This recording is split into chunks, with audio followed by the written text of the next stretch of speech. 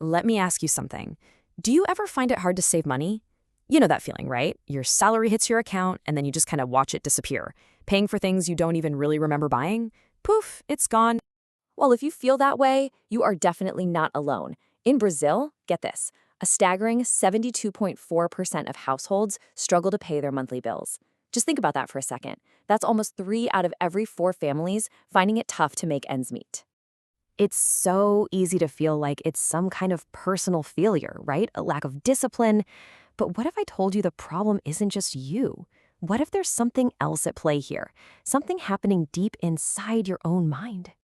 Okay, so let's dive into the villains in your mind. Behavioral economics actually shows us that our brains are, well, they're hardwired with certain biases. Think of them as mental shortcuts that, while they can be useful, often end up actively sabotaging our long-term financial goals. So the first villain is called present bias. You've probably heard of that marshmallow test they do with kids, right? You can have one marshmallow now, or you can have two if you wait. Well, present bias is basically the adult version of that exact same dilemma. Our brains are just wired to crave the instant gratification of that one marshmallow today. And here's exactly how this plays out with money. I mean, of course, $500 is more than $100. But to our brain, that $100 today feels real. It feels tangible. That $500 a year from now, it just feels abstract, kind of far away and almost imaginary. So that immediate pleasure often wins the battle inside our minds. The second villain works hand in hand with the first one. And believe it or not, Isaac Newton gave us the perfect analogy for it: financial inertia. This is what's known as the status quo bias. You know, just like an object at rest, our financial habits tend to stay exactly the same unless a really powerful force acts on them. If you're not in the habit of saving, your brain is going to resist any attempt to start. It prefers that familiar path of spending, even when you know it's not the best one. And this study on company retirement plans, it just shows how incredibly powerful that inertia is. When employees had to actively sign up, opt in, only 37% of them even bothered. But when the company just flipped the switch and made enrollment the default, forcing people to actively opt out, participation skyrocketed to 86%. It's the same people, the same plan. The only thing that changed was the default setting. So the crucial takeaway here is this: you don't need to fight a constant battle against your own brain. The smarter move is to trick your brain by making saving the easy, lazy default option. So how do we actually do that?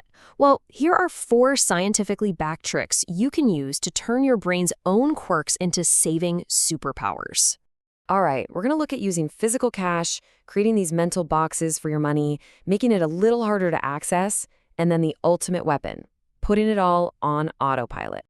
First up, the pain of paying. This is fascinating. Studies show that when we pay with physical cash, it actually activates the parts of our brain that are associated with pain and loss. We literally feel the money leaving. But when we swipe a credit card, it activates the brain's pleasure and reward centers. It feels frictionless, almost like it's not even real money. The second trick is called mental accounting, and this leans into something our brains already do naturally. We love to put things in categories. We can use this to our advantage by creating separate mental boxes for our money, like a vacation box or an emergency fund box. A study with workers in India proved just how powerful this is. One group got paid in a single envelope.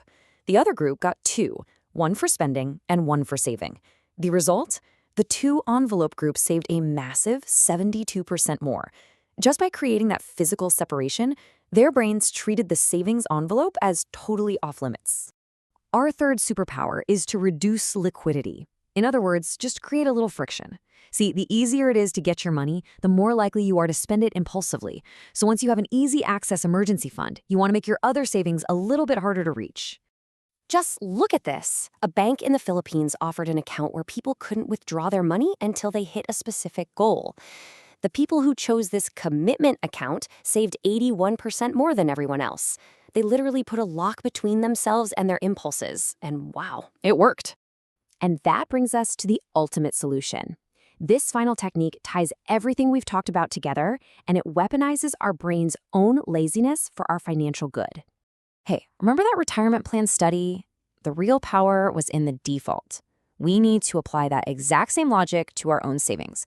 Stop making saving a decision you have to wrestle with every single month. Just automate it. And this is incredibly easy to set up. You could go into your banking app right now and create a recurring transfer for the day after you get paid. Tell it to move a percentage of your salary or a fixed amount. You'll be saving money without even thinking about it, using your brain's preference for the status quo to build wealth effortlessly.